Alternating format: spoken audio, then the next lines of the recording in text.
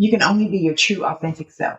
I'm really big on what are you thinking? What's on your mind? What are your thoughts? Everybody's throwing all of their 2 cents inside of a bucket, and then you're scrambling through trying to find what's relevant to you or what works for you. I just feel like being an individual's true, authentic self, your voice, what you have to say is just as, if not more, important than what others have to say. But you'll never know if you don't cast your net out. You have to test it. I think at some point, everybody still struggles from day to day to try to say something, because you might want to talk about the river green, but your target audience is talking about flowers that are on land. So you kind of, struggle sometimes with that. But I feel like a person being just themselves and doing it the way they feel it's right for them. So what if people don't like it?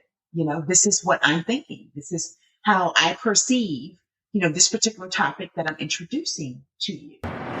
Welcome to another episode of Listeners to Leads, where I'm helping podcasters launch and maintain a lead generating show.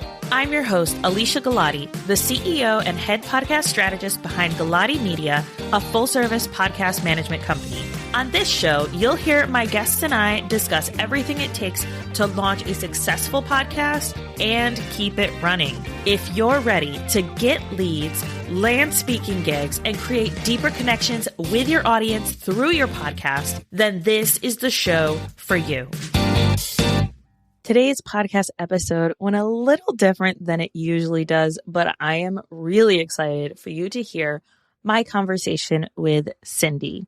Cindy shares her insights on creating content that can make you stand out, really aligning with your passions outside of your business, outside of being a parent, outside of being a corporate person, outside of all of that, and making sure that you are filling yourself up instead of continuously pouring out and not having anything left for yourself. I absolutely loved this conversation, and I hope you find it as inspiring and insightful as I did. So please join me in welcoming Cindy to the podcast. Hello, Cindy. Thank you so much for being on the podcast today. I'm very excited to talk to you. If you could start by telling everyone who you are and what you do and about your podcast. Oh my goodness. I am Cindy, the Busy Woman's Cheerleader, so I'm called. My podcast is Complete Wellness with Cindy, the Busy Woman's Cheerleader. And we like to explore and give women tools and resources from all walks of life on mind, body, spirit, and finances. Oh, I love that. So when you think like mind, body, spirit, what does that kind of encompass when you're talking about the topics on your show? And what kinds of things do you tend to talk about? Well, all things busy woman, we're all busy in our own way. Some people say, oh, well, I don't own a business, or, oh, I don't work at, such and such. It doesn't matter if you're, a grocery store worker, your babysitter, you work at daycare, or you sweep floors. It doesn't matter. You're a woman. And that's what matters. And so basically with that, mind, body, spirit, I always tell my clients, you have to thrive 360, mind, body, spirit. And I encompass finances because of my background in accounting. And so basically what happens is when we talk about balance all the time, people don't know what that balance is. Now, preaching to the choir, we're all still learning. So we're learning together. But when you think of what a woman actually needs to be whole, to be fulfilled, it encompasses those 4 things: mind, body, spirit, and finances. We have to be complete in all of those areas to feel complete as a woman. Not to say that your spouse doesn't make you feel complete, or your kids, or the cipher games, or, watching TV, or filing your nails. It doesn't matter. These are the things at the core of a woman, and me being a little seasoned, these are things that we need in order to feel whole.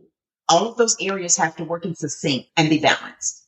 Yeah. And it's very interesting because when you think of like balanced, right? A lot of people are like, oh, you need a balanced meal. You need to live a balanced life.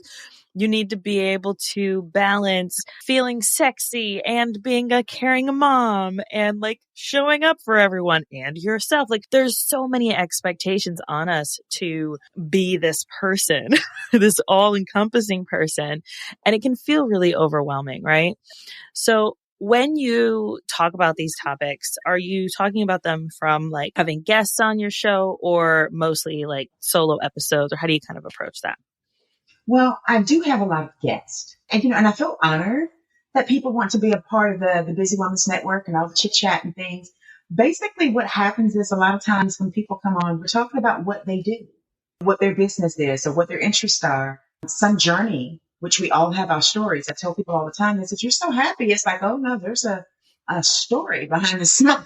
There's a lot of stories behind the smile. So basically, it's kind of, I do some solo. I've not done a lot of that lately. We are fairly new. So what is happening is the ladies come on, we'll talk about a subject and we're talking about things that encompass the woman. Now, mind you, I do have male counterparts and male clients, but there are things that any gender can glean from these topics. So we'll go in on that topic. They're giving their take. I'm giving my take. And then we're basically talking about what do you do to get that balance? Because when you listen to a person tell their story or tell what's going on with them, it's like, it's like a drum roll, everything, myself included. However, what do you do to find that balance? What do you do to strike that balance? How do you decompress? And so you're beginning to hear insight from different walks of life, from different women in different realms, different stages, as to what they do, the many things they do, how they balance what they do, and then how they have that downtime. And I would say maybe a handful stutter over that because they had not thought about it. They're just on autopilot, as we often are. But for the most part, people have some outlet, even if it's going to the lake and watching the birds and ducks drink water. Yeah, we all need that, right? We all need that one thing that kind of helps us bring back to ourselves and feel aligned in ourselves. I love that so much. Moving on to our topic of today, how did you kind of get into business and into the online space? I'm really curious. Oh my goodness. Okay. You ask. So I'm just going to give it in gist. All right. So you have your professions and you have your passions. And that's what I tell everybody. That's a part of my balance in my boxes. Now, my profession, I've been an accountant for almost 30 years. I'm an accountant and a business finance coach, which basically means behind the scenes for decades, I've helped businesses, every type of business you could possibly think of, every type of niche, help them to establish their business, to establish their marketing, all the bells and whistles from A to Z, in addition to maintaining it throughout their course of the year with the accounting, the business taxes, finances, and any type of industry information. So this half of my life, I have encompassed a lot of other things. I said I was going to retire from being an accountant. That has not happened. Okay? It hasn't happened. So what has happened is with the books and the speaking engagements and the manuals and the trainings and still, helping aspiring and current entrepreneurs scale, start, or get their business out of the back room and bring it out to the forefront. I was told I needed to come out of hiding because I'm behind a lot of businesses. And I'm thankful because it gave me an opportunity. For me, I'm not title driven. I've always worn many hats, but I'm not a title driven person. I've been a leader for many years, but I'm not a title driven person. So I'm okay to help you get across that bridge. I'm okay with that. So when I started doing speaking engagements and books and all these things, and it's like, Cindy, we need to see you from what you need. You need to come out from hiding. And I said, I'm not hiding. It's just, I've always worked behind the scenes.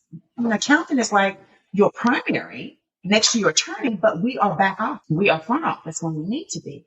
So long story short, I decided in my, I'll say, awakening is to encompass all of the wisdom, the skills, the education, the talents on the record or off the record to help these businesses, to help these ladies, to give them the insight that they need. Because a lot of times people are afraid to ask questions because they don't want to be embarrassed. I have a lot of clients who have been completely banging it up in a brick and mortar for 20, 30 years, but don't have an online presence and don't know how to have an online presence because they don't want to ask and be embarrassed.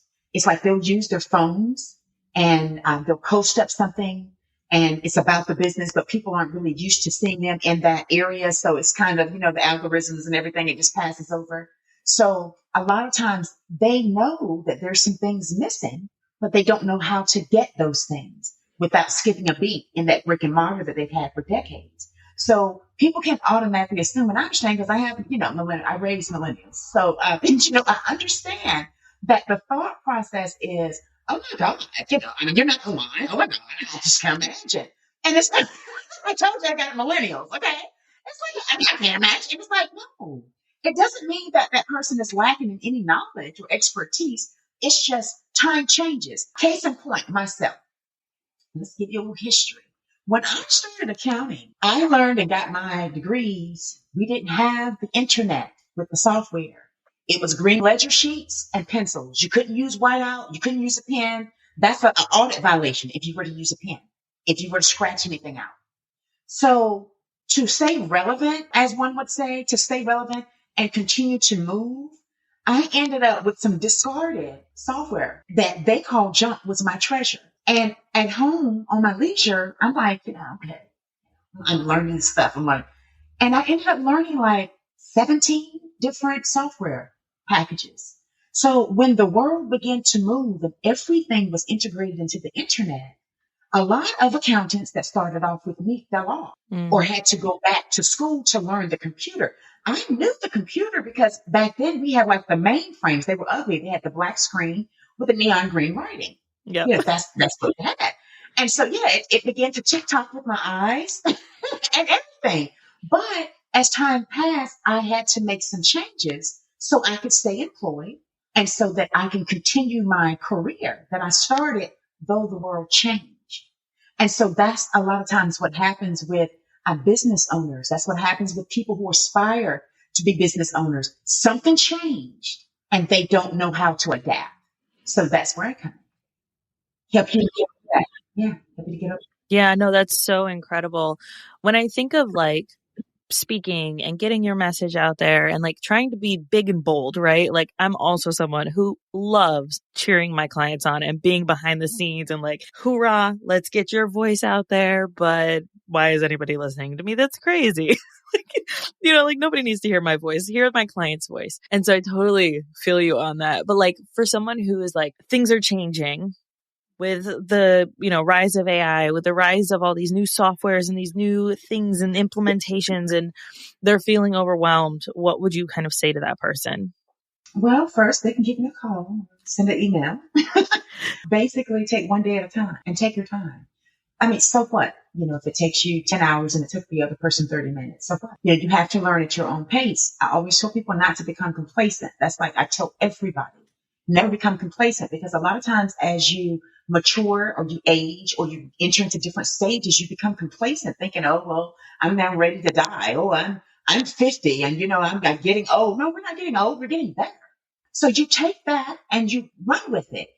I feel like as long as you're given breath in the morning and you wake up, that means you're still supposed to be here and it's still time to make a difference. So what if you screwed up when you were 20 and you were 30 and when you were 18? We all did.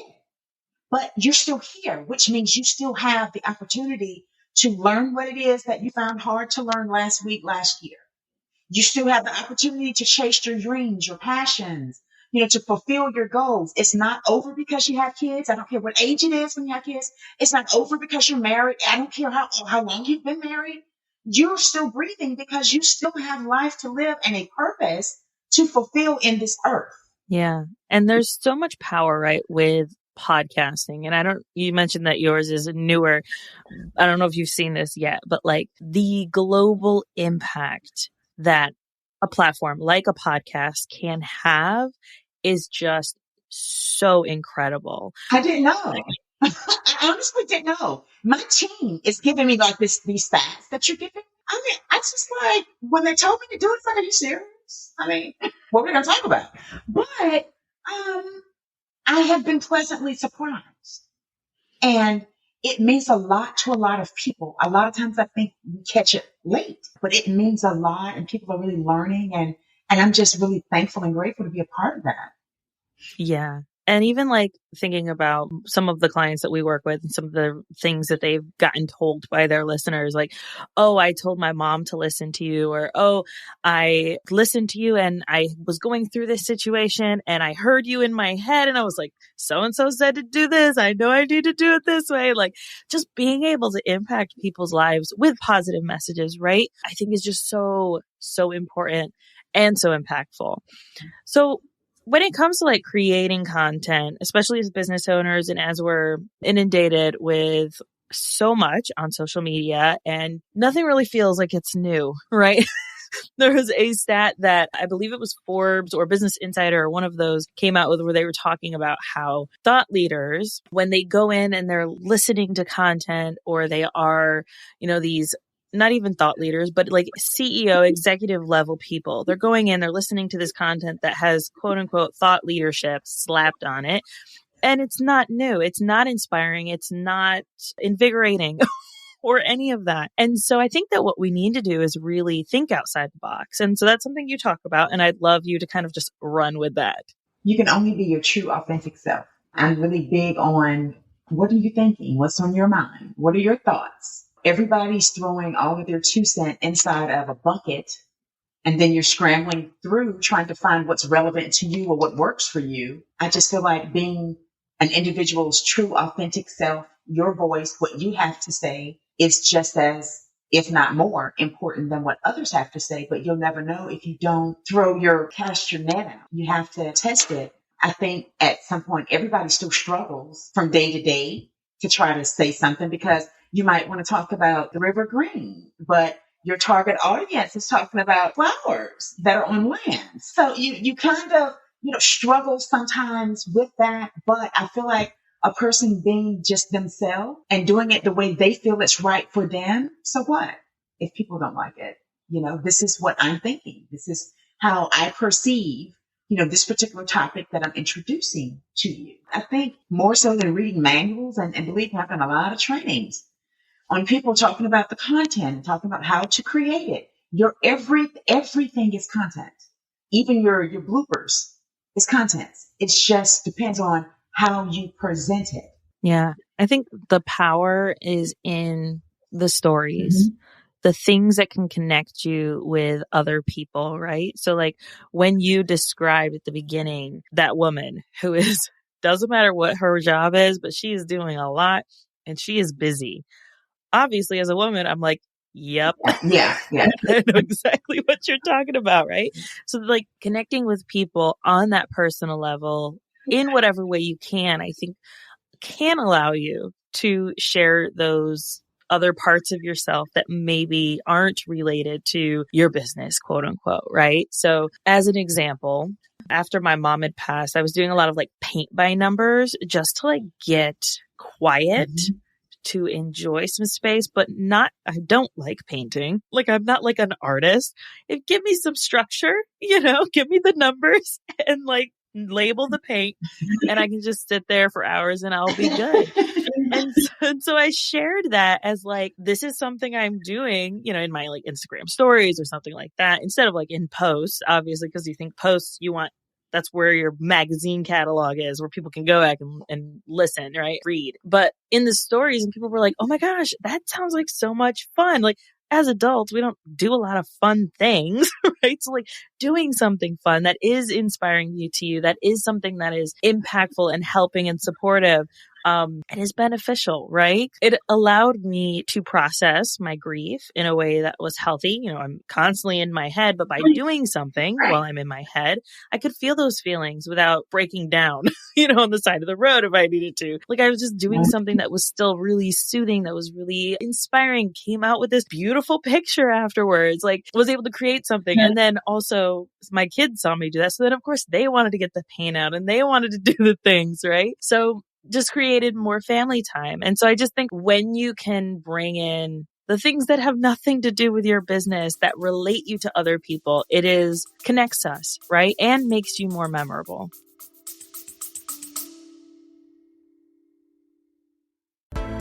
You put your heart and your soul into your show. And I want to help you reach all of those potential listeners out there. That's why I'm excited to announce my upcoming podcast marketing workshop. It's about giving you practical tools to grow your audience. You'll learn the secrets to getting your podcast discovered, attracting your dream listeners, and boosting those download numbers. This workshop will be hosted live with a replay available on April 30th. You can sign up by going to galatimedia.com/workshop. Let's grow our podcasts together. Well, I agree. I remember during COVID, A lot of people learn that I repurpose furniture, that I'm a hammer and nail. They think I'm still, people have in their mind because when you sit behind a desk, that's all you do. I work my left and right brain. But that's why I mentioned earlier about my passion and my profession. So my passion is completely different from my profession. I enjoy and I have a nonprofit charity. I've had it for decades now that helps homeless families with children. That is my passion. I don't care all of the corporate frameworks, all the fancy suits, all the meetings, all the keynote speeches. I love them. But there's a special part because I've been there. I was one of those homeless coming out of a bad relationship with a child, trying to get it together. It was an abusive relationship. I know what it feels like to look normal, but to be hungry, but to sleep in your car and to wash up at the quick pick and the truck stop. I know what that feels like until you can get your bearings and calm your mind and come up with a strategy and a plan. I know what that feels like. So out of all the things that I do, that means a lot to me because I know there are some other Cindy's out there that look like they're normal and something's going on and they're afraid to tell somebody. Or you've got kids and you don't want to tell anybody because you don't want them to put the social service people in your life. I get it. So several times a month, and we've started it, for people know, I tell them I'm in, Atlanta by default, not my will, but just, ended up here. Well, my family dynamics changed. And so I'm here and I've been trying to make the best of it, but we started doing our outreach here as well. And so now we're doing it, overseas and in Florida, our base, and in Atlanta. And my heart is still, it's like, that's a part of me that will more than likely outlive anything else that I do because I'm fulfilled. I feel so happy. I don't get tired when I'm helping people. And so when I'm helping those people, it means the world to me because you're giving them opportunities they normally would not have. So, you've got this box that you deal with for your professional life, and then you've got your passions. And so my passion, I'm most fulfilled. I am so happy. I don't get tired. When it's time to, get the things together for them to plan the events and make them feel human, add that human back and treat them with dignity and give them resources to transition them. We're working on housing now, trying to get some houses and some things to rehab here in this area to be able to help these people transition because you've got good people all over the world, but they'll get lost in transition when you see that they're down too far to your standards. I love how you talk about the difference between your passions and the things that you do for work. And I think there's this expectation, and we're definitely seeing a change in that, but there's this expectation that when you are a corporate woman or when you are someone who's working a 9 to 5 that you have strived for, that you are there, it's like been your goal and you've done it for so long, that's where you're supposed to be happy. Right? And that's where you're supposed to get all your fulfillment. And I don't think that's true. I think that we can have things and be a multifaceted person. And like you talk about so beautifully, having that passion, those passions, and then having the purpose, right? Of yes, I'm doing my job and yes, I'm do accounting and that's great. But I also do these other things that light me up, that fulfill me. And I feel like when we push so much of ourselves into our business or into our day job, that we lose that, right? We lose that excitement. We are tired all the time. We don't find anything that excites us because we lose our passions. That's exactly right. That's exactly right. That's why you hear balance and it sounds like a cliche, but it's not. It doesn't matter how you find your balance. You just find your balance. You have to work the left part and the creative part of your brain and the technical. Work both sides of your brain. And it's okay if you do it all in one day. I even like doing those word search puzzles. It challenges my thinking, but it also relaxes me and takes me away from the norm. I like period pieces, those movies where they wore those elegant gowns like the Bridgertons and I love that. It takes me away from my daily grind. And so, a lot of times people misconstrue the difference of having leisure time and having productive leisure time. You can't muddy the water. Be productive. Even if it's being productive today, I'm going to do nothing. I'm going to rest my brain and be in the moment. It's okay. It doesn't make you a bad person. It doesn't mean that, you're not on task. You have to give your brain, as with anything else, a chance to quiet and recoup, recover, and then you come back stronger. When you're tired, stop. And that was Yes. one of the things that I don't miss about when I was in corporate America. Now I have my own accounting firm and I do all these things through that. But at that time, I remember those 60, 70-hour weeks. And I was so tired. And at the time, I was in the DMV. So, you're walking everywhere and you're riding the metros and the trains and all this. You're dog tired. You're missing your stop because you're tired. And so then you get to a point where, I just want to do just enough where I have a peace of mind. I just want to do just enough where I'm comfortable. I don't have to be, extraordinarily rich. I just want to be comfortable. But then you slip over into another zone as you're aging. It's like, what, all this work I've put in, I'm not going to say I don't want to be rich. I want to be wealthy and I want to have things laid up now for me. I want to have things laid up for my grandchildren. So it's not like a selfish act to decompress and step back a moment to get yourself together. How can you serve other people in any frame or capacity if you are depleted? You're running on an empty tank. You can't get anything done or get anywhere when you're on empty. Yes. Two things come to mind when you say that. The first is, I heard someone say this, giving 100% every day looks different. So my 100% today is completely different than my 100% in 5 days. It's just a completely different thing. Depending on what happens today or on that day, like my 100% is going to be different. And then the other thing you mentioned about like when you're empty, when you're depleted, you can't do anything. And so often, especially as moms and especially as women, we're told you can't pour out if you don't put in. And one of our clients kind of reframed this, and I love that. She said, don't fill yourself up to simply pour out. Sometimes you just need to fill yourself for yourself. And that is okay. And I was just, yes. Yeah, but now with you saying that, it reminds me because I had another interview I was talking earlier. We were talking about the retreat that we've got coming up in October.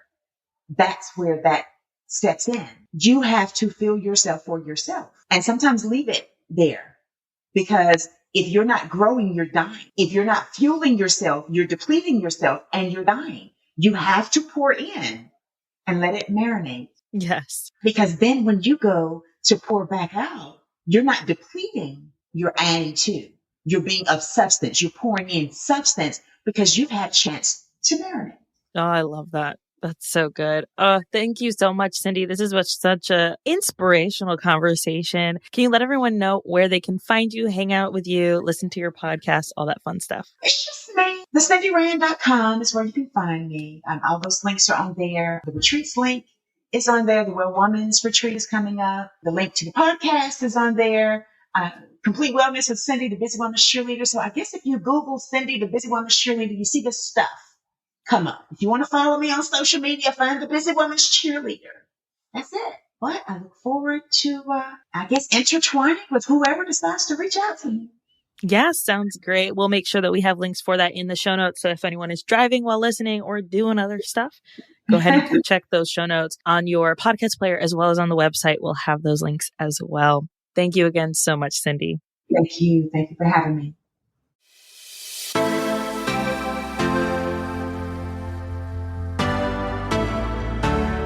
Thank you so much for listening to this episode of Listeners to Leads. If you found something in this episode valuable, I would really appreciate it if you shared it with a friend who you know would also get value from it. Want to send me a message? My favorite place to hang out is Instagram. You can find me at Alicia.Galati. Let me know what your favorite takeaway was from the episode. And don't forget, turning those listeners into leads is actually easy.